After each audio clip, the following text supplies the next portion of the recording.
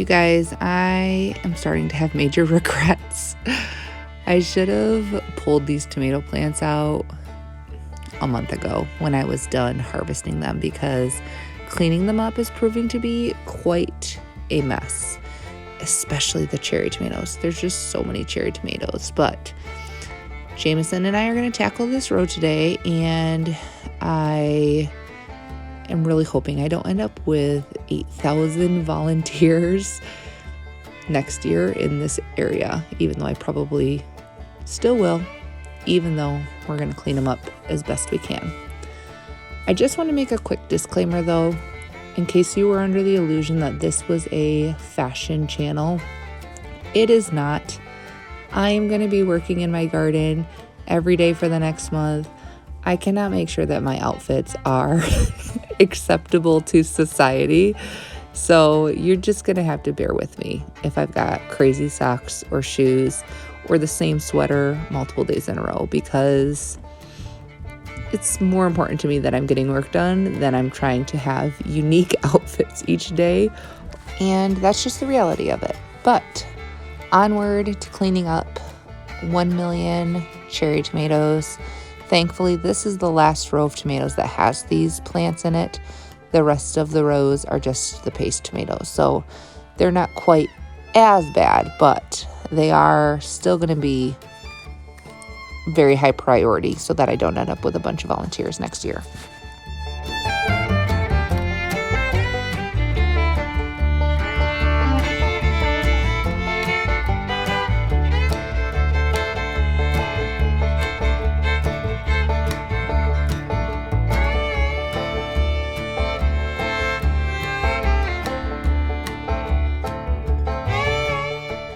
Now, a quick note about the trellising, because somebody asked on Instagram, I think it was. I tie my tomatoes up with twine or yarn or something that is generally compostable.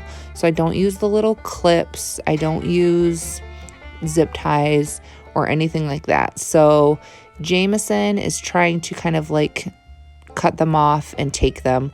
But if they end up getting like ripped off with the tomato plants, I don't get that concerned about it because they'll break down eventually. I don't use the clips mainly for that reason, just because I don't want to have to go back and collect them all at the end of the season. But as you can see here, the cherry tomatoes, oh my goodness, they're so awful. And they're like as disgusting to pick up as you would imagine that they would be, because a lot of them have been frozen several times, so they're just rotting in mush. So I had the other boys do the majority of the pickup on the last 2 rows, so I figure I need to take one for the team, and I need to do this row, considering the fact that this is my garden and I could have done this a month ago and I chose not to, but I'll get it done.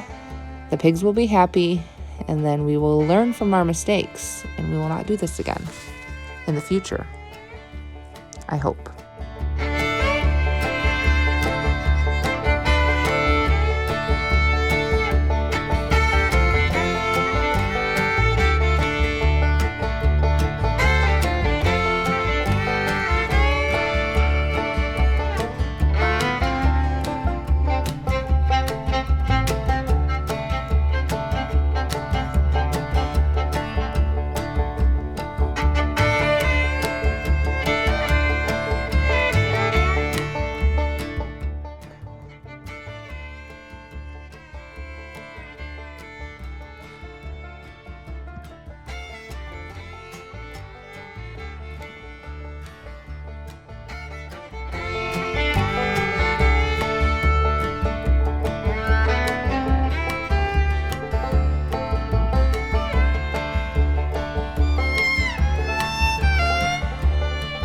Just like the row that we did, I think it was yesterday, I'm going to leave the fabric as my cover for this bed just because I do not have mulch. Now, Tommy is going to maybe do some mowing one more time, so if I end up with some grass clippings, maybe I'll pull it, but otherwise the irrigation and the fabric is going to stay all winter as my ground cover.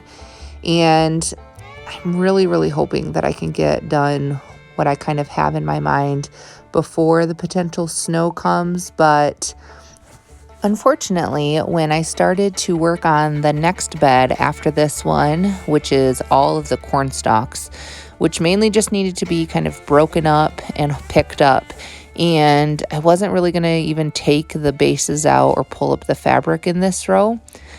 But while I was doing this, I was apparently too forceful reaching down to break off one of the stalks, and I ended up like giving myself a splinter basically with the corn stalks, and 2 of the tips of my fingers were seriously cut. One of them actually got a little bit of a gouge taken out of it, which, sorry if that's gross, but I didn't end up getting to finish this row, and the rest of the night I was basically just dealing with the throbbing of a fingertip that has splinters in it. So that was really frustrating, but lesson learned, corn stalks can be very sharp apparently when they're dry. So be warned if you're cleaning them out, and careful with how you grab them. Either way, we'll say I got 1.5 beds done today, which is better than nothing. So we'll be back for more tomorrow. See you guys then.